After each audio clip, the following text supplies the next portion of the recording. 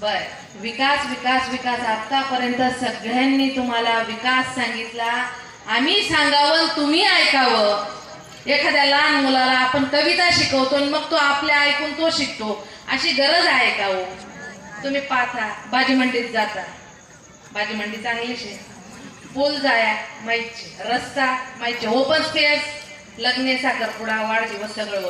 अशा अनेक अनेक विकास कामं आपण केलेले आहेत आणि त्या विकासाच्या जोरावर आज तुमच्यापर्यंत येण्याचं धाडस केलं आणि तुम्ही आम्हाला निराश करणार नाही अशी अपेक्षा तुमच्याकडनं बाळगते. कारण आता 20 तारखेला होऊ घातलेलं इलेक्शन अगदी तोंडावर आलं, 2-3 दिवसावर आलं. तुम्ही तुमचं महत्वाचं कार्य तुम्हाला करायचं आहे.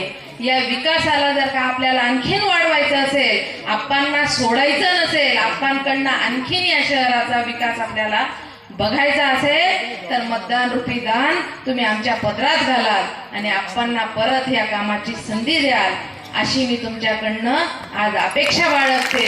आणि हा विकासाची गंगा अशी अखंड चालू राहण्याचं स्वप्न या तालुक्याचे लाडके आमदार आदरणीय आप्पासाहेब यांनी पाहिलेलं आहे. पण त्यांनी केलेला विकास हा 10 वर्षात जेवढा त्यांच्याकडनं ओढता येईल, जेवढा निधी खेचता येईल, तेवढा निधी खेचून एखाद्या मंत्र्याला लाजवेल इतका निधी आपल्या तालुक्याला आणून आप्पासाहेबांनी एक वेगळा इतिहास घडवलेला आहे. आणि तो इतिहास आपल्याला अजून परत नव्याने घडवायचा असेल तर मतदान रूपी दान आमच्यासाठी ते फार उपयोगाचं आहे आणि तुम्ही तो तुमचा हक्क बजवाल. 1 नंबरचं बटन पहिलं धनुष्यबाण, लक्षात ठेवा. धनुष्यबाण ही आमची निशाणी आहे. आमची तुमची निशाणी फक्त आणि फक्त रामाचा बाण, रामाचा बाण धनुष्यबाण. त्याच्यासाठी धनुष्यबाण या चिन्हावरचं बटन दाबायचं आहे. आणि तुम्ही ह्यात आपणनी पाहिलेल्या या तालुक्याचं स्वप्न फार वेगळं आहे. पण काही काम करण्यासाठी हा वेळ कमी पडतो. 10 वर्षाचा काळ आपणना पुरला नाही विकास काम करायला.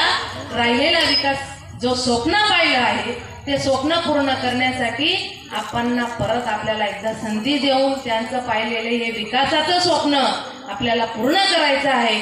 आणि त्याच्यासाठी तुम्ही सगळ्यात सहभागी आहात. लाडकी बहीण झाली, इतक्या योजना झाल्या, खातं खोलणं, 2-4 महिन्यामा बरोबर पैसा पुढे घ्या. आता मी हाय डबल रिपीट काही करत, सगळ्यांनी तुम्हाला हे सगळं सांगितलं आहे. त्याच्यामुळे तुमच्या मनात ठासून बसलेलं आहे. कोणीही येऊ द्या, ताई येऊ द्या, भाऊ येऊ द्या, आबा येऊ द्या, कोणीही येऊ द्या, त्या अनेक प्रकारच्या बोलथापा देतील. पण तुमच्या समोर फक्त आणि फक्त विकासाला पक्का, विकासाला पक्का एवढंच धोरण डोळ्यासमोर ठेवून आपणना भरभरून आशीर्वाद द्या. सर्व माता बहिणी तुमचा आशीर्वाद फार मोलाचा आहे. तुम्ही आशीर्वाद द्याल, आपणना परत हॅट्रिक करण्याची संधी द्याल एवढीच विनंती या क्षणी करते. झोपेची वेळ झाली तरी तुम्ही इतके डोळे ताणून, कारण कामाला जाणारा वर्ग आहे, दिवसभर काम करता आणि माझ्या महिलांना उठल्या क्षणापासून कामं असतात. तुम्ही फार शिनलेले आहेत. मी तुमचा जास्त वेळ घेणार नाही. आबा मला बोलवलं, सन्मानित केलं, 2 शब्द बोलण्याची संधी दिली आणि माता भगिनींनी थोडं कंटाळून थोडं हसून ऐकलं. याच्याबद्दल आपले सगळ्यांचे मनापासून धन्यवाद मानते. इथेच थांबते. जय हिंद, जय महाराष्ट्र. तर खूप भरभरून आलं असे या विभागाचे नगरसेवक सतीसाबा, रविभाऊ, आपल्या ताई नगराध्यक्ष, माजी नगराध्यक्ष सौ सुनीता ताई आणि उपनगराध्यक्ष शरद भाऊ, संपूर्ण सन्माननीय व्यासपीठ, समोर बसलेले माझे सगळ्या भगिनी माता आणि समोर सगळे उभे असलेले माझे बंधूंनो, आम्ही या ठिकाणी तुमचा आशीर्वाद प्राप्त करण्यासाठी आलेलो. द्याल की नाही आशीर्वाद? ताई काय घेण्यासाठी आलेले? आप्पांसाठी आशीर्वाद. आशीर्वाद हा फार मोलाचा असतो. तो फुकटाचा असतो पण खूप मोलाचा असतो तो. तर तुमच्या सगळ्यांकडनं आशीर्वाद घेण्यासाठी ताई आलेल्या आहेत. ते कोणासाठी? तर आप्पांसाठी. आप्पांचा मत देण्याचा नंबर काय आहे मला तुमच्याकडून ऐकायचं आहे. मी ते सगळे वक्त सांगतायत पण मला ऐकायला नाही आलं. मला तुमच्याकडनं ऐकायचं आहे. काय नंबर आहे आप्पांचा मतदान क्रमांक? करा बरं, फोटोवरती करा बरं किती क्रमांक आहे. मी बघते इकडनं किती आहे. 1 क्रमांक. बोट एक आहे पण इथे सर्वजण अनेक आहेत. या सर्वांनी जर साथ आप्पांना दिली तर निश्चितच आप्पा नक्की निवडून येतील. कारण का तुमच्या सर्वांची साथ आप्पांना हवी आहे आणि त्या साथ आणि तुमच्या सर्वांवरील असलेला विश्वास आप्पांना प्रदान आज 10 वर्षापासून तुमच्या सर्वांच्या विश्वासाने आणि प्रेमाने आप्पासाहेब 10 वर्षापासून आपल्या या नगराची भडगाव आणि पाचोऱ्या शहराची नगराची आपली सेवा करतायत. खूप काही सेवा केली. तर सगळ्या वक्त्यांनी सांगितलं काय काय केलं आहे, ह्या नगरामध्ये काय काय केलेलं आहे, संपूर्ण शहरामध्ये काय काय केलेलं आहे. हा विकास तुम्ही संपूर्ण ऐकला पण आहे, आपण सगळेजण बघत पण आहोत काय काय विकास केलेला आहे आप्पांनी. अहो इतर मतदारसंघांमध्ये बघा, केवळ पाचोऱ्याचाच नव्हे. आज दादा बोलले की तुमच्यासारख्यांच्या घरी कोणी पाहुणे जर आले तर निश्चित विचारतील की बापरे हे तुमचं कोण नेतृत्व करतं तुमच्या शहराचं. इतके सुंदर रस्ते, इतकं सुंदर शहर. तर हा अनुभव तुमच्यासारख्यांच्या घरात नाही तर माझ्याच घरात आलेला अनुभव आलेला आहे. हा मी तेव्हा जाताना बोलली हा अनुभव माझ्या ताईला बोलली हा अनुभव माझ्याच घरात आलेला आहे. आम्ही 2 दिवस अभियान करतो, ऋषीप्रसाद अभियान असतं 1 मासिक. तर अभियानासाठी आम्ही घर टू घर फिरतो. तर आमच्या घरी म्हणजे आमचे आश्रम आहे, त्या आश्रमामध्ये धुळे, जळगाव, नाशिक, मुंबई अशा इतर ठिकाणून सर्व 20-25 साधक शिष्य आमच्या इथे जमा होतात. संपूर्ण शहरामध्ये हाऊस टू हाऊस आम्ही फिरतो. तर एका मुंबईच्या व्यक्तीने मला म्हटलं की ताई तुमचं आमदार कोण आहेत म्हटले. म्हटलं का बरं. आणि आम्ही नेमकं गेस्ट हाऊसच्या समोर होतो. तिथपर्यंत आमचं रॅली आलेली होती. तर तुमच्या पाचोरा शहराचं नेतृत्व कोण करतं, कोण आहे आमदार. म्हटलं आमचेच आमदार साहेब आहे. मी खूप अभिमानाने मान उंचावून सांगितलं. म्हटलं हा प्रश्न तुम्ही का विचारला. म्हणजे ताई मी 2-3 दिवसापासून तुमच्या संपूर्ण शहरात फिरतोय. काय सुंदर शहर आहे म्हणे. आमचं मुंबईमध्ये बघतो म्हणे आम्ही, इतका निधी असतो म्हणे, इतके सगळे मोठमोठे नेते असतात म्हणे, इतकं स्वच्छता नाही, इतकं सुंदर शहर वाटलं नाही म्हणे. इतकं सुंदर शहर तुमचं वाटलं, असं शहर आजपर्यंत आम्ही कुठेच बघितलं नाही म्हणे ताई. इतकं सुंदर तुमचं शहर. मला खूप खुशी झाली की आज बाहेरचा व्यक्ती येऊन माझ्या शहराचं कौतुक करतोय.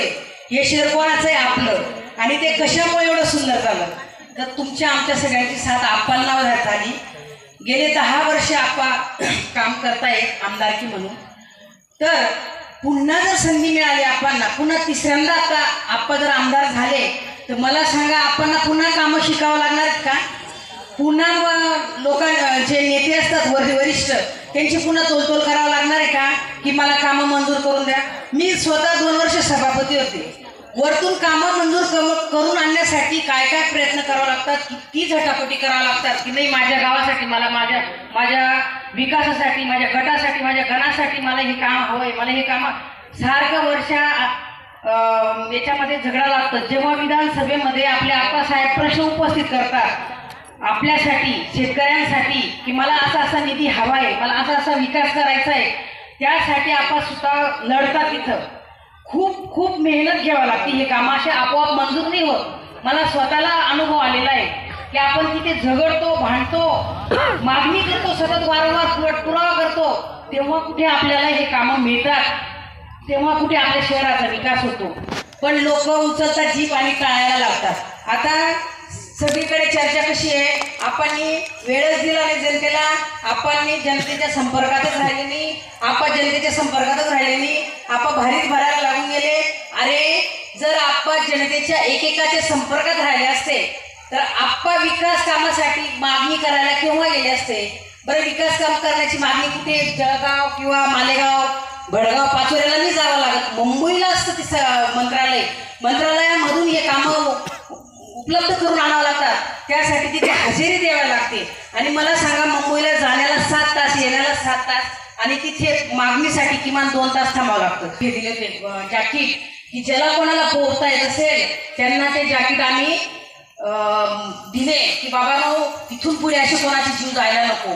पण आपण वाटलं हे जॅकेट कुठले काय होईल, आपण तो फुल ताबडतोब मंजूर करून आणला. पाण्याची व्यवस्था नाही आपल्या तालुक्यात बघितला. 8 दिवसात पाणी आता येत आहे, पण पुढे बघा तुम्ही लवकरच पाणी येत जाईल. आले सहज विचारलं ते आपल्याला का कुठे फिरायसाठी जागा नाही का, आपल्याला कुठे जायला, पिकनिक पॉईंट तुमच्या आजूबाजूला. आप्पासाहेबांनी दिल्ली धरणाजवळ इतकं सुंदर आता काम चालू आहे तिथे की आपल्या घरी पाहुणे आले किंवा आपल्या लहान मुलांना सहज एन्जॉय करण्यासाठी दिल्ली धरणाजवळ सुंदर काम चालू आहे पिकनिक पॉईंट म्हणून. त्याच्यानंतर काकणपल्लीला आपण जात होतो आम्ही. संध्याकाळ झाली का मला जावंसं वाटतं तिथे. त्यावेळेस काही